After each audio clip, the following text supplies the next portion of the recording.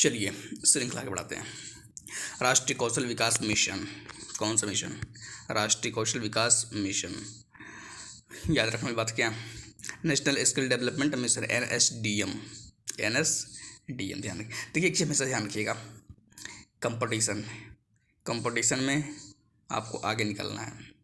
Competition में ये मतलब नहीं होता है कि आपने ज्ञान कहाँ से लिया है, वहाँ जाके पेपर में लिखना नहीं होता है कि आपने कोई चीज़ पढ़ा है तो वहाँ के सोर्स से लिखिएगा, आप सोर्स कहाँ से लिया है। कंपटीशन का एक ही रूल है कि आपको जो एग्ज़ाम है, जो परीक्षा हाल है, उसमें आपको 2 नंबर से या 3 नंबर से लोगों से आगे निकलना है, बस और कुछ नहीं करना। जो कट ऑफ होती है उससे आगे निकलना है। कंपटीशन का एक ही रूल है, कंपटीशन का और कोई रूल नहीं है। तो ये सब चीज़ें थोड़ा सा ध्यान रखिए। कभी कभी आदमी भटक जाता है इस चीज़ को लेकर के, है ना। वो लगता है कि नहीं हम जो है बहुत बढ़िया ये कर देंगे वो कर देंगे तो हो जाएगा। कोई रूल ही नहीं है कंपटीशन में। कंपटीशन में केवल एक रूल है, जो बॉर्डर क्रॉस करेगा, जो कट ऑफ क्रॉस करेगा वो सिलेक्शन लेगा। और वो भी जो पहला कट ऑफ क्रॉस करेगा वो पहले एग्जाम में निकलेगा प्रीलिम्स में। जो मेंस का कट ऑफ पार करेगा वो मेंस में निकलेगा। जो इंटरव्यू कट ऑफ पार करेगा मतलब ओवरऑल, वो जो फाइनल सिलेक्शन लेगा। ये रूल है। मतलब ऐसा नहीं कि आप कह सकते कि नहीं हमको बहुत समझदार थे, हम बहुत अच्छा थे, हम तो बहुत सर हम बहुत मेहनत से पढ़ रहे थे, हमारा ख्वाब था बचपन से मैं जो PCS बन जाऊँ। अच्छा तो बचपन में खुद PCS बन गया था मतलब कि बना देंगे ऐसे हो जाए फिर तो सब बचपन से ख्वाब ही न लेके बैठे रहे कि सर जाके पहले इंटरव्यू पहले प्रीलिम्स जाते हैं, सर मेरा बचपन से ख्वाब है, क्या करना है बचपन से ख्वाब है, सर मेरा बचपन से ख्वाब था मैं PCS बन जाता हूँ। अच्छा तो फिर लिख दो हॉबी, लिख दो मैं वो जो लिख दो विज़न में ISP से बनना चाहता था इसलिए कर रहा हूँ। और जो आपको PC बना देंगे, 2 नंबर 4 नंबर दे देंगे, सब फालतू बातें हैं, कुछ नहीं मिलने वाला है इन सब चीज़ों का कोई मतलब ही नहीं है।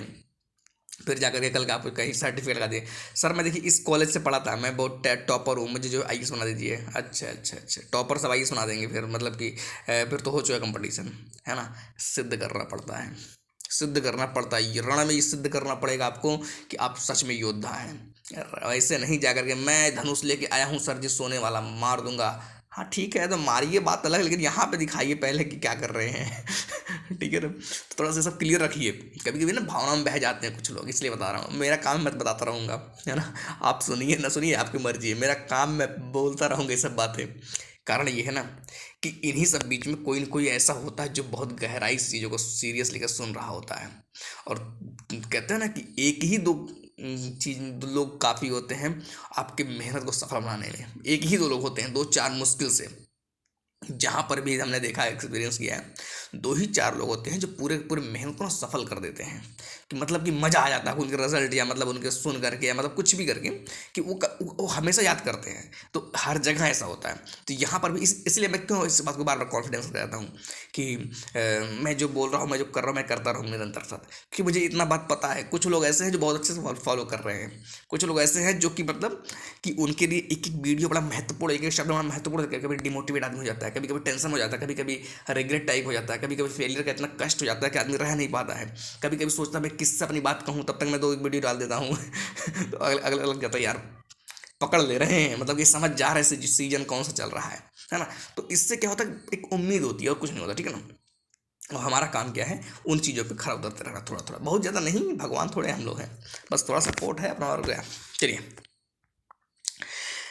क्या पॉइंट क्या है। राष्ट्रीय कौशल विकास मिशन प्रारंभ कब? 15 जुलाई 2015 से। याद रखिए कब? 15 जुलाई 2015 से पॉइंट शुरू, अब फिल्म शुरू। क्रियान्वयन इस मिशन में त्रिस्तरीय ढांचा। याद रखिए जैसे बात आ जाए राष्ट्रीय कौशल विकास मिशन, जैसे ये बात आ जाए राष्ट्रीय कौशल विकास मिशन, ध्यान रखिए कौन सा ढांचा है? त्रिस्तरीय, 3 स्तर का है। पहली चीज, पहली लाइन ही इंपॉर्टेंट है, क्वेश्चन बनेगा भी इसमें तो सबसे पहले ये दे दीजिएगा त्रिस्तरीय ढांचा है। अब आप ढांचा तो याद कर रहे हैं सर, ढांचा तो होगा ही, लेकिन ढांचा में कौन सा स्तर होगा? हमको सर लग रहा है ना हम ढांचा पढ़े थे लेकिन हम बहुत याद कर रहे हैं लेकिन याद नहीं हो रहा है। हाँ फिर तो बात ठीक है, बता दीजिए, वही लिख दीजिए, OMR सीट में वही लिख दीजिए कि मुझे याद नहीं आ रहा है नंबर आधा मिल जाएगा इन सब कुछ भी नहीं होता भाई, एकदम क्लियर रहिए इस चीज़ को, कुछ भी नहीं होने वाला। अगर आप क्वेश्चन सही किए ना, मतलब कोई मतलब नहीं उसका। तो ठीक है, जिसे निर्णय लेने संबंध उच्चाधिकार प्राप्त, याद रखिएगा इस मिशन में क्या है, त्रिस्तरीय ढांचा जिससे जो है मतलब यही निर्णय लेगा, ठीक है। उसके बाद क्या पॉइंट है, कौशल विकास प्रयासों को नीतिगत दिशा देने और इनके समीक्षा हेतु, इनकी समीक्षा प्रधानमंत्री की अध्यक्षता में, याद रखिएगा किसकी अध्यक्षता में? प्रधानमंत्री की अध्यक्षता में शीर्ष स्तर पर एक गवर्निंग काउंसिल, एक संचालन समिति और एक मिशन निदेशालय की स्थापना की गई। किसकी अध्यक्षता में, ये ध्यान रखिएगा, याद रखिए, राष्ट्रीय कौशल विकास मिशन। अगर गृह मंत्री दे दिए तब तो लगेगा कि हो सकता है गृह मंत्री भी तो हो सकते हैं ऐसे आता है पेपर, जब आप पेपर में बैठे रहेंगे ना, जब ऑप्शन रहेगा तो ऐसा लगेगा गृह मंत्री भी तो हो सकते हैं ना, क्यों नहीं हो सकते, दुश्मन थोड़े कोई है, रक्षा मंत्री भी तो हो सकते हैं, हाँ हाँ, फिर तो सभी हो जाएंगे। तो याद रखिएगा कौन होते हैं, किसकी अध्यक्षता में, प्रधानमंत्री की अध्यक्षता में एक गवर्निंग काउंसिल होती है, एक संचालन समिति होती है और एक मिशन निदेशालय की स्थापना की है। ठीक है, तो ये पॉइंट बहुत ध्यान रखिएगा। उसके बाद क्या आता है, कौशल विकास के प्रभार वाले मंत्री की अध्यक्षता वाली संचालन समिति, स्टीयरिंग कमेटी है ना, संचालन समिति गवर्निंग काउंसिल निर्देशन पर मिशन की गतिविधियों की समीक्षा करती है, जबकि मिशन निदेशालय केंद्रीय मंत्रालयों, विभागों और राज्य सरकार में कौशल संबंधी क्रियाकलापों कार्यान्वयन, समन्वयन एवं अभिसरण सुनिश्चित करता है। ठीक बात है। मिशन निदेशालय को राष्ट्रीय कौशल विकास एजेंसी NSDA, राष्ट्रीय कौशल विकास एजेंसी, ध्यान रखिएगा ये, और फिर उसको क्या है, राष्ट्रीय कौशल विकास निगम तथा प्रशिक्षण निदेशालय DGT का समर्थन प्राप्त है। ध्यान रखिएगा ये पॉइंट, किसे का समर्थन प्राप्त है, क्या क्या, फिर से ध्यान रखिएगा कि मिशन निदेशालय क्या करें, कि मिशन निदेशालय को NSDA, NSDC और DGT का समर्थन प्राप्त होता है। ये पॉइंट किस किसका समर्थन प्राप्त होता है, कभी कभी मेंस के लिए इंपॉर्टेंट पड़ जाता है ना, कभी कभी जरूरत पड़ेगी। ध्यातव्य है कि मिशन सर्वोच्च प्राथमिकता वाले क्षेत्रों में उप मिशन भी संचालित करता है।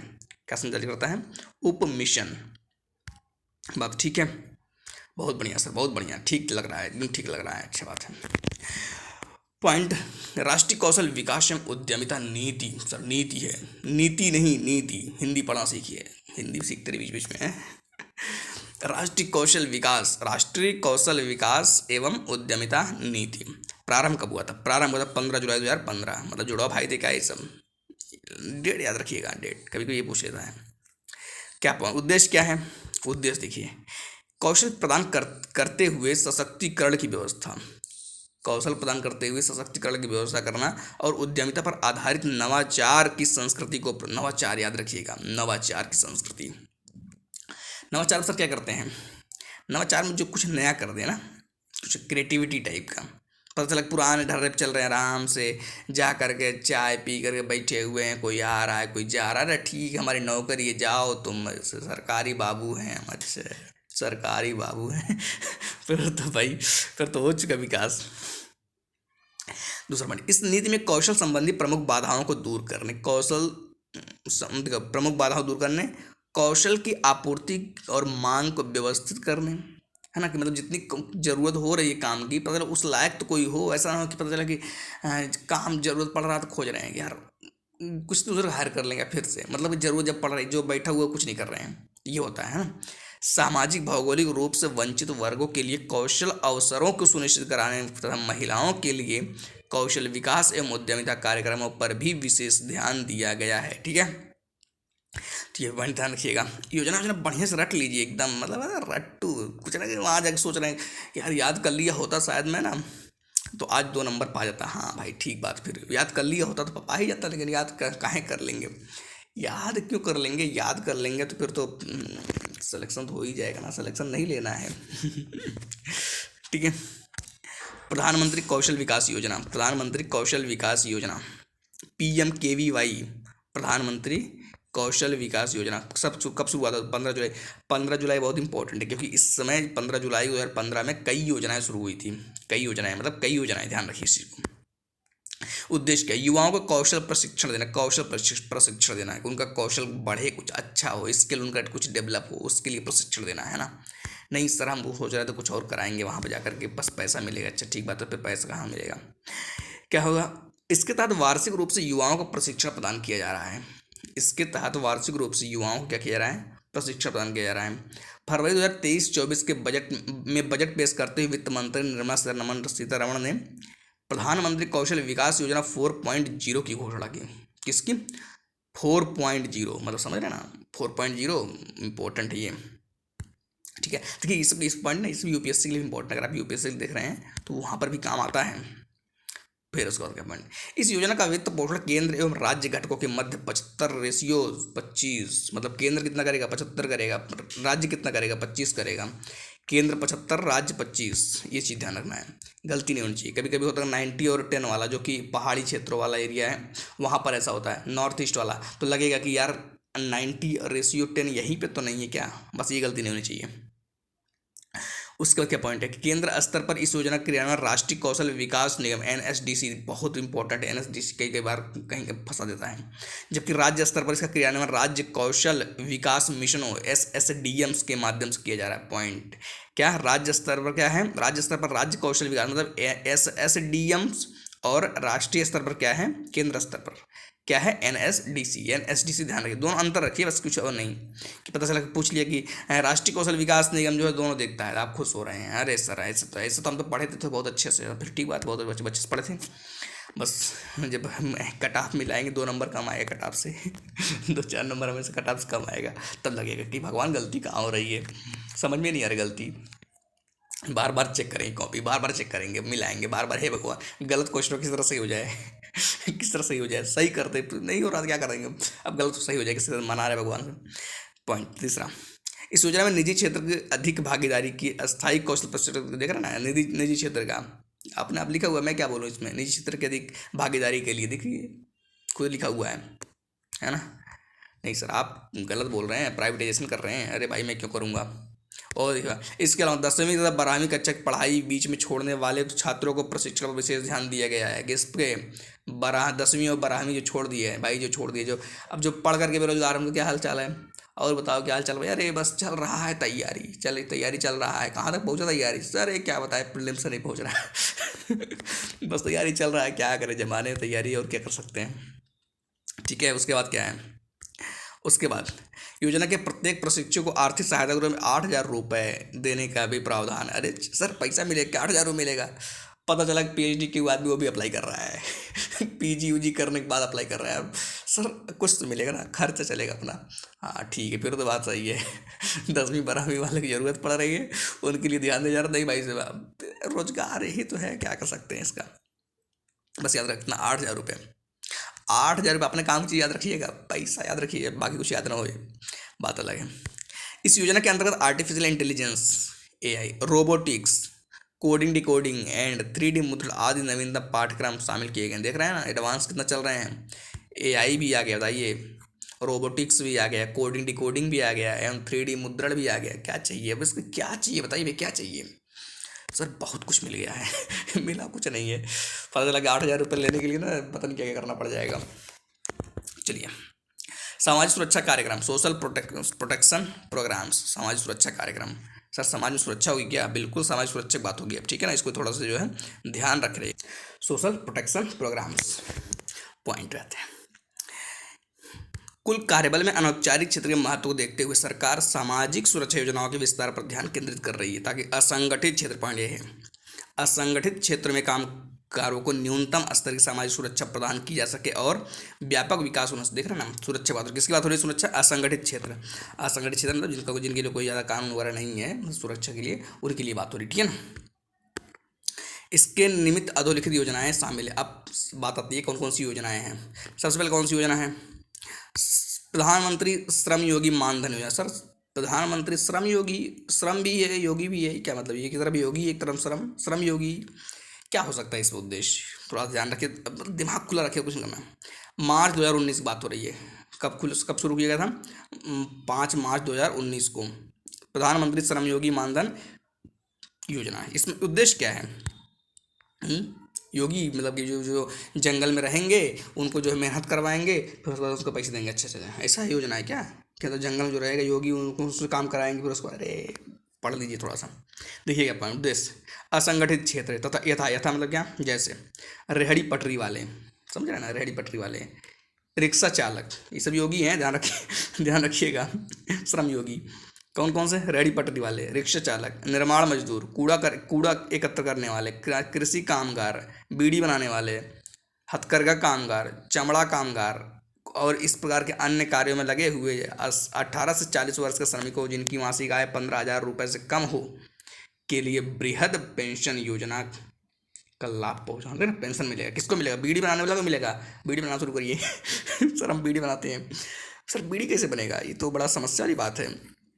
हम सोचे सर रिक्शा चलाने चल गया, रिक्शा नहीं चलेगा भाई, एक तरफ भाग जाएगा ना, पता नहीं चलेगा पलट जाएंगे लेके यार मजा लेते रहेंगे। देखिए पढ़ाई में अगर आप सो गए तो फिर तो माना गड़बड़ जाएगा। इससे अच्छा हंसते रहिए, खुद समझते रहिए, है ना। सो गए तो फिर तो मतलब समझ रहे हैं। आज कभी कभी ऐसा होता है, देखेंगे लाइब्रेरी में बैठे हैं, पढ़ देख रहे हैं, सब पढ़ रहे हैं ना, ऊपर पता चला वो सो रहे उसी में आराम से, उसी में जो सो रहे हैं, आग बंद करा, पता चला कि फिर पूछ रहे हैं, सोच रहा था मैं, एनालिसिस कर रहा था। भाई ऐसे एनालिसिस कौन कर रहा है? सो करके खराटा आ रहा है, आवाज़ आ रही है, एनालिसिस कर रहे हैं बैठ करके ध्यान रखिएगा।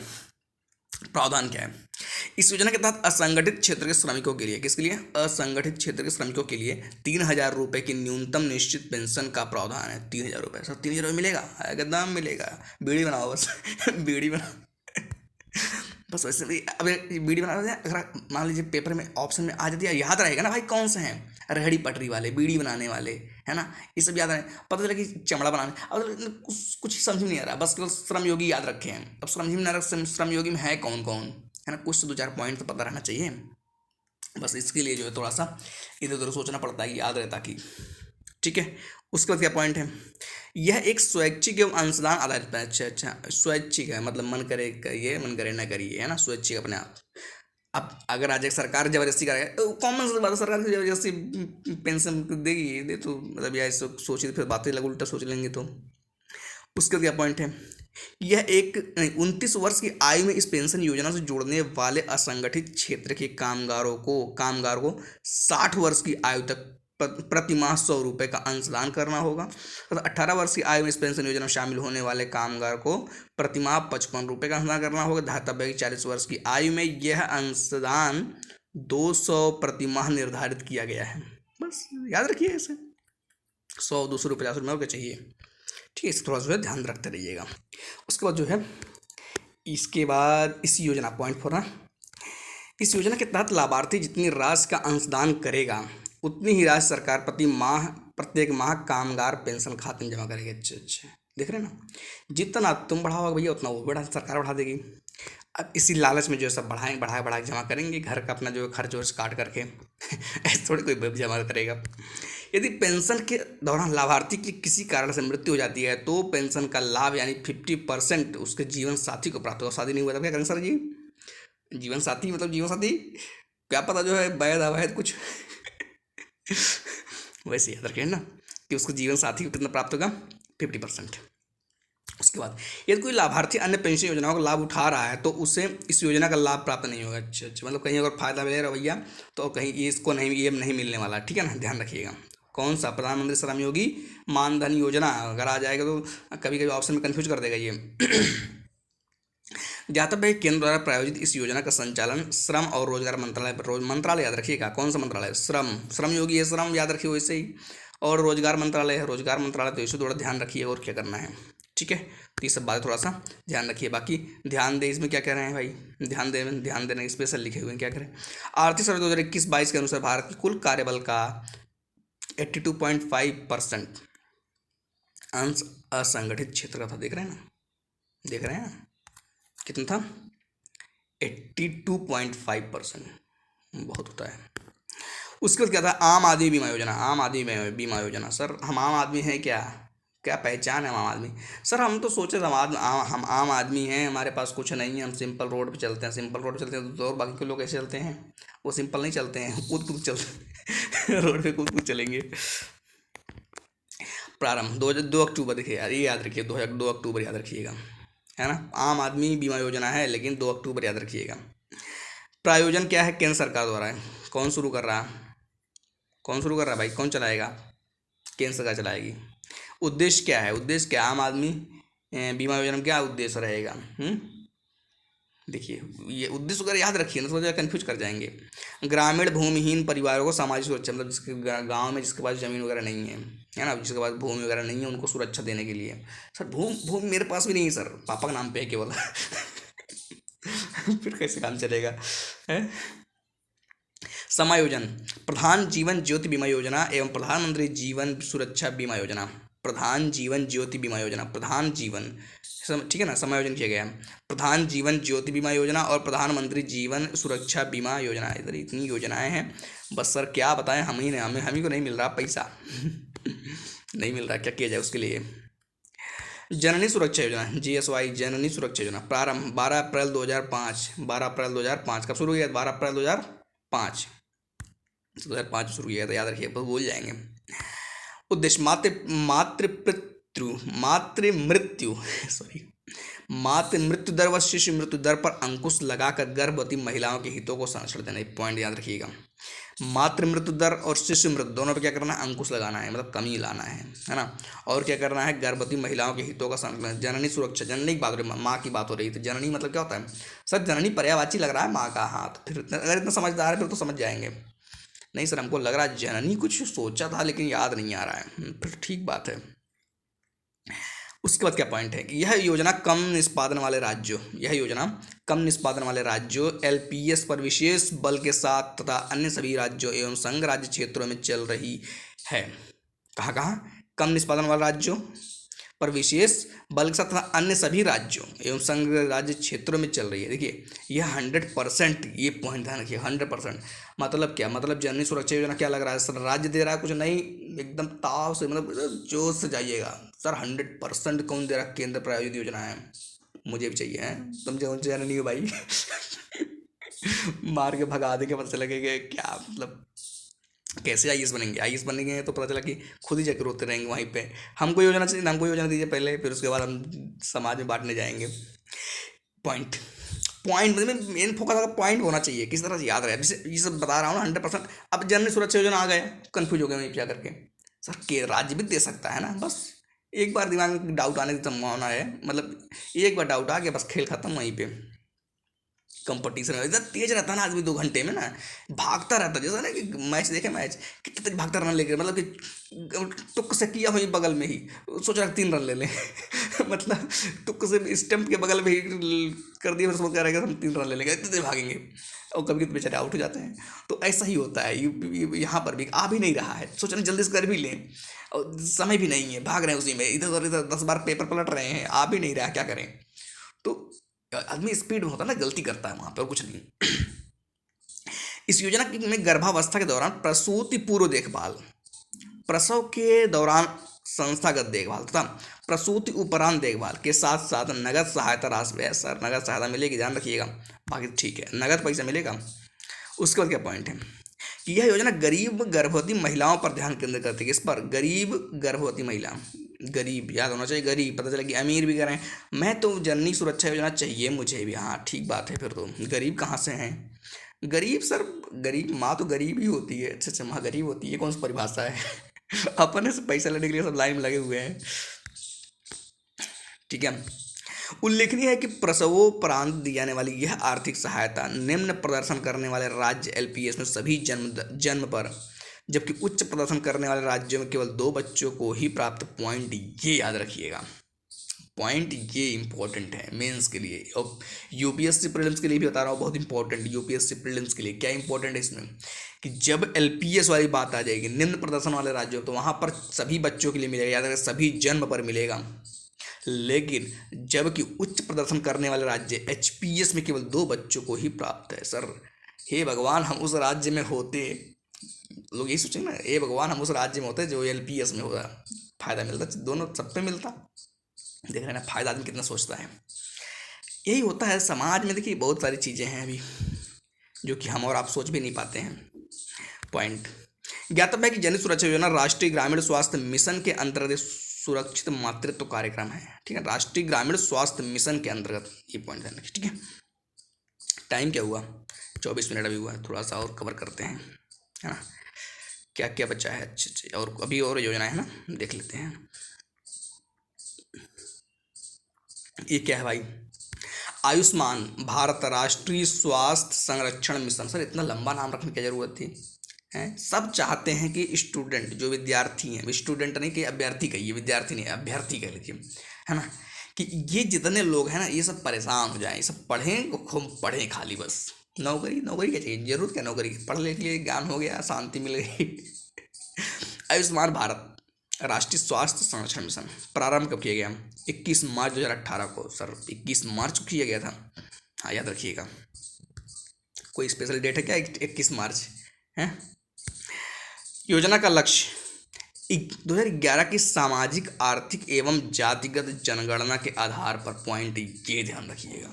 जैसे ही आपको ये क्वेश्चन, ये लाइंस, ये योजना समझ में आए, याद आए कहीं पर, याद रखिएगा 2011 की सामाजिक आर्थिक एवं जातिगत जनगणना के आधार पर आधारित गरीब और आर्थिक रूप से कमजोर 11 करोड़ परिवारों को प्रतिवर्ष द्वितीयक एवं तृतीयक स्तरीय देखभाल हेतु निजी या सरकारी अस्पतालों में इलाज के लिए प्रति परिवार 5 लाख रुपए तक का स्वास्थ्य बीमा प्रदान करना। कितना? 5 लाख का, ये याद रखिएगा। मतलब पूरा लाइन इंपॉर्टेंट है ये, ठीक है। उसका समायोजन किसका हुआ भाई? इस योजना के अंदर पूर्व की 2 योजनाएं, पूर्व की 2 योजना कौन कौन सी हैं? राष्ट्रीय स्वास्थ्य बीमा योजना, सुने होंगे आप, राष्ट्रीय स्वास्थ्य बीमा योजना, व वरिष्ठ नागरिक स्वास्थ्य बीमा। एक राष्ट्रीय स्वास्थ्य बीमा योजना है, एक वरिष्ठ नागरिक स्वास्थ्य बीमा योजना को क्या कर दिया गया है? समायोजित किया गया है। पात्रता देखिए किन किन को मिलेगा, सब लाइन में जाकर लगे हैं। भंडारा बट रहा है, पता चला। थाली लेकर, सर थाली हमको दीजिए, हमको दीजिए, हमको भी खाना। हाँ ठीक बात है, खाना मिलेगा, अभी अभी मिलेगा। पता चला पूरी खत्म हो गई। जो बेचारा खड़ा हुआ लास्ट में, उसको पूरी कुछ मिला नहीं खाने को। बट तो लास्ट में नंबर आ गया है, पता चला खाने नहीं मिला कुछ, कितना कष्ट होता है ना। तो उससे पहले पात्रता जान लीजिए। पात्रता में क्या कौन कौन रहेंगे? पहला पॉइंट, ग्रामीण क्षेत्रों में विभिन्न श्रेणियों में ऐसे परिवार शामिल हैं जिनके पास कच्ची दीवार नहीं है तो जाके, अगर पक्की दीवार जाके तोड़ कच्ची दीवार बनवा लीजिए। कच्ची दीवार और कच्ची छत के साथ एक कमरा, और कच्ची छत भी होनी चाहिए, छत पक्का नहीं होना चाहिए, और एक कमरा होना चाहिए, केवल एक कमरा। सर एक कमरा में कैसे रहेंगे? तो इसीलिए तो मिलेगा ना। अब क्या लगा, 3-4 कमरा बनवा देंगे उसी में, पहले तोड़ करके एक बनवा लेंगे, फिर उसके बाद जब काम हो जाएगा फिर उसके बाद 3-4 करा लेंगे, इससे थोड़े काम चलेगा। एलिजिबिलिटी ध्यान रखिए, क्या कह रहे हैं? पहला पॉइंट कि ग्रामीण क्षेत्र में विभिन्न श्रेणियों में ऐसे परिवार शामिल हैं जिनके पास कच्ची दीवार और कच्ची छत के साथ एक कमरा है। सॉरी, ठीक है। उसके बाद क्या पॉइंट है? ऐसे परिवार जिनमें 16 से 59 वर्ष की आयु के बीच का कोई वयस्क सदस्य नहीं है, मतलब कामगार। 16 से 59 मतलब समझ रहे हैं ना, और क्यों वैसे ही। उसके बाद क्या पॉइंट है? याद रखिए पॉइंट, ऐसे परिवार जिनकी मुखिया महिला है। जिनकी मुखिया कौन है? महिला है, महिला मुखिया। यहाँ पर बच्चे ही मुखिया बने पड़े घूम रहे हैं। हम मुखिया योजना फायदा कैसे मिलेगा भाई? पर जिसमें 16 से 59 आयु के बीच का कोई वयस्क सदस्य नहीं है। ठीक है ना, तो ये थोड़ा सा पॉइंट ध्यान रखिएगा। उसके बाद क्या पॉइंट है? ऐसा परिवार जिसमें दिव्यांग सदस्य हैं, देख लीजिए दिव्यांग, और कोई शारीरिक रूप से सक्षम वयस्क सदस्य नहीं है। मतलब एकदम से मतलब पहचान हो रही है कि कौन सा परिवार है जिसमें स्थिति बहुत खराब है। मतलब कहना मतलब यही पूरी पात्रता से आपको दिख रहा हो धीरे धीरे, तो उनके लिए व्यवस्था है। उसके बाद क्या है कि मतलब अनुसूचित जाति अनुसूचित जनजाति परिवार मानवीय आकस्मिक मजदूरी से आय का बड़ा हिस्सा कमाने वाले भूमिहीन परिवार हैं। ये भी थोड़ा सा जो है ध्यान में रखिएगा, ठीक है। उसके बाद क्या पॉइंट है? उसके बाद पॉइंट है कि ग्रामीण क्षेत्रों में ऐसे परिवार स्वतः शामिल किए गए हैं जिनके रहने के लिए छत नहीं है, जिनके लिए रहने की छत नहीं है, वो अपने आप शामिल हैं। जो निराश्रित खैरात पर जीवन यापन करने वाले, देख रहे हैं क्या क्या लाइन लिखा गया है। मैला ढोने वाले परिवार, देख रहे हैं ना। आदिम जनजाति समूह, कानूनी रूप से मुक्त किए गए बंधुआ मजदूर हैं, देख रहे हैं। तो समाज में सोचिए कैसे कैसे लोग मतलब ज़िंदगी जी रहे हैं, किस तरह से ज़िंदगी जी रहे हैं, है ना। कि आप सोच लेकर आप थोड़ा सा इमोशनल सोचेंगे कैसा मतलब कि फील होता है कि मतलब कि निराश्रित है, मतलब देखिए खैरात पर जीवन यापन, मतलब देख रहे हैं ना। या मैला ढोने वाले, मतलब सोच के देखिए इस चीज़ को। या आदिम जनजाति समूह, कानूनी रूप से मुक्त। यही कारण है कि यूपी PCS और IAS को ना सिविल सर्विसेज बोला जाता है। यही कारण है। ऐसे मतलब कुछ ऐसे कारण होते हैं ना, आपको जो लोक सेवक बोला जाता है, कि आप ऐसे लोगों को भी ध्यान देते हैं, है ना। ऐसे लोग ध्यान देते हैं, ऐसे लोग तक पहुंचते हैं, फिर वहाँ जाके हेल्प करते हैं। और जब हेल्प करते हैं उनके चेहरे पर मुस्कुराहट आती है, क्योंकि मुस्कुराहट जो होती है ना, वो मुस्कुराहट ऐसा लगता है कि डायरेक्ट आप तक आ रही है वो चीज़। उसका जो वाइब्स होता है कह लीजिए, या उसका जो हैप्पीनेस होता है ना, वो आपको डायरेक्ट टच करता है ना। तब उस समय ना आपको ना बड़ी बड़ी करोड़ों की गाड़ियाँ भी जो है उसकी खुशी फेल हो जाती है जब आप ऐसी चीज़ों में काम करते हैं। तो ऐसी कुछ चीज़ें हैं, थोड़ा सा जो है ध्यान रखना चाहिए, है ना। मज़ा आता है और क्या। विशेषताएं क्या क्या है इसमें? ये भी थोड़ा देख लीजिए कि विशिष्टताएं क्या कौन कौन सी हैं। देखिए, यह विश्व में सबसे बड़ी सरकारी वित्त पोषित स्वास्थ्य संरक्षण योजना, पॉइंट ध्यान रखिए, विश्व में सबसे बड़ी, याद रखिए इसकी कुछ विशिष्टताएं हैं, है ना, सरकारी वित्त पोषित। उसके बाद क्या है, इस योजना में केंद्र एवं राज्यों का योगदान अनुपात 60:40 देख लीजिए। अब ये रेशियो याद रखिए, पता लगा आपको दिमाग में रहा नहीं सर 75:25 होगा, 90:10 होगा, अपन मान रहे हैं, नहीं 60:40 तथा 3 पहाड़ी राज्यों एवं पूर्वोत्तर के राज्यों हेतु देखिए 90:10। तो ये रेशियो 3 फिक्स रखिए, एक 75:25, एक 90:10 और जो है एक 60:40। ये दोनों तीन याद रखिए, कहीं कहीं मिलता रहेगा, बस क्लियरिटी रहनी चाहिए कौन किस में है, ये क्लियर होना चाहिए, ठीक है। उसके बाद क्या पॉइंट है कि महिलाओं, बच्चों और बुजुर्गों को योजना का लाभ उपलब्ध करवाने के उद्देश्य से योजना में परिवार के आकार और उम्र की कोई सीमा नहीं रखी गई। देख लीजिए, इस बात स्पष्ट लिखा गया है कि इसमें कोई सीमा नहीं रखी गई है, तो आप अपने से सीमा मत बना दीजिए कोई भी, ठीक है। जो क्वेश्चन में आए तो आप एक्सेप्ट कर लीजिए, हाँ सर लिखा हुआ है, वहाँ जगह ज़बरदस्ती लड़ रहे हैं ऑप्शन से, नहीं ऐसे कैसे हो जाएगा, उम्र देख बिना उम्र कैसे काम चलेगा, मतलब खुद IAS बने फिर पढ़ रहे हैं, वहाँ पे दिखा रहे हैं। उसके बाद कहता है प्रधानमंत्री वय वंदना योजना, टाइम क्या हुआ 31 मिनट, कितना है ये, प्रधानमंत्री वय वंदना योजना करेंगे रहने तो काफ़ी टाइम लग जाएगा, चलिए वय वंदना खत्म कर देते हैं, फिर अटल वाला कल कर देंगे।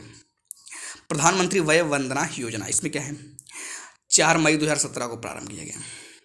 उद्देश्य 60 वर्ष या इससे अधिक आयु के बुजुर्गों को वृद्धावस्था के दौरान आर्थिक सामाजिक सुरक्षा प्रदान करना, आर्थिक सामाजिक सुरक्षा प्रदान करना किससे, इससे अधिक आयु के, मतलब 60 से या इससे अधिक, है ना, याद रखिएगा। उसका क्या है, अन्य विशिष्ट तथ्य, इसमें क्या है, इस योजना का संचालन भारतीय जीवन बीमा निगम, एकदम से दिमाग में रखिएगा, LIC, पर क्योंकि कभी कभी आ जाएगा, कंफ्यूज कर देगा, LIC किस वजह से तो बीमा करता है, गलत हो जाएगा वहाँ पर क्वेश्चन। तो इधर जीवन बीमा निगम LIC द्वारा किया था। इच्छुक वृद्ध नागरिक इस योजना के अधिकतम एक मुश्त 15 लाख निवेश करके प्रति माह 10,000 रुपये पेंशन के रूप में प्राप्त कर सकते हैं, देख रहे हैं ना, 15 लाख रुपए निवेश करके, बस और क्या है, इसे याद रखिए और क्या पॉइंट, ठीक है। तो आज के लिए इतना रखते हैं, बाकी मिलेंगे नेक्स्ट वीडियो में, है ना, तब कल से शुरू करेंगे अटल पेंशन योजना, धीरे धीरे खत्म करेंगे, आराम से देखिए, रिलैक्स होकर पढ़िए, बढ़िया से पढ़िए, मजे से पढ़िए, टेंशन की जरूरत नहीं है, 2-4 क्वेश्चन भी याद रहेंगे ना, काम दे देगा, है ना। चलिए ठीक है, आज